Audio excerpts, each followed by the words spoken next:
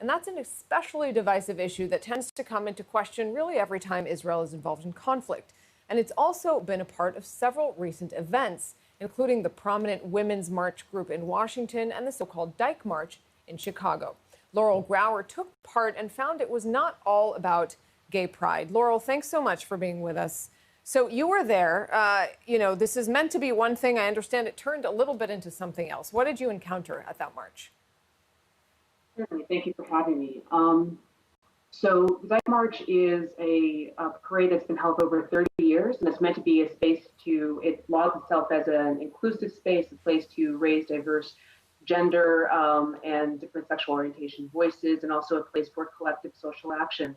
And that's why I was proud to march in the parade for over 10 years with my Jewish pride flag, which is a flag with the Jewish Star of David sewn onto a rainbow field, which I obtained from my LGBT synagogue, Congregation or Hadash.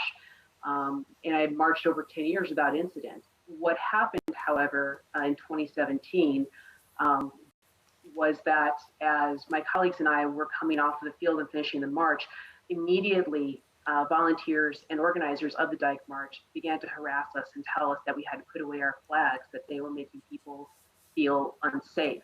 And when we asked, well, how is this making people unsafe? We're seeing there are Palestinian flags, Mexican flags, I think it was a Filipino flag in different signs and flags for coexistence. Only we were being approached.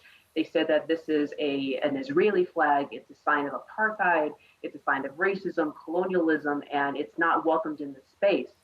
Again, when we were trying to explain this is celebrating Jewish and gay identities, and it's used by Jews around the world, they would not listen to us. And then second question was, are you in fact Zionists? And I said, yes, I believe in Israel's right to exist, and I want to see it exist in a peaceful future next to a sovereign Palestinian state.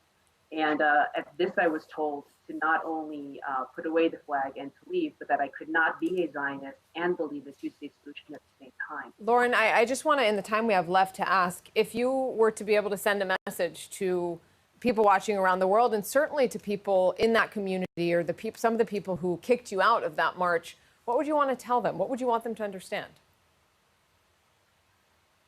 Again, there were some people, and I think whenever you have these kinds of conversations, there are hardliners who are very much stuck on their narrative and how they see things and equate Israel with every evil social action you can imagine.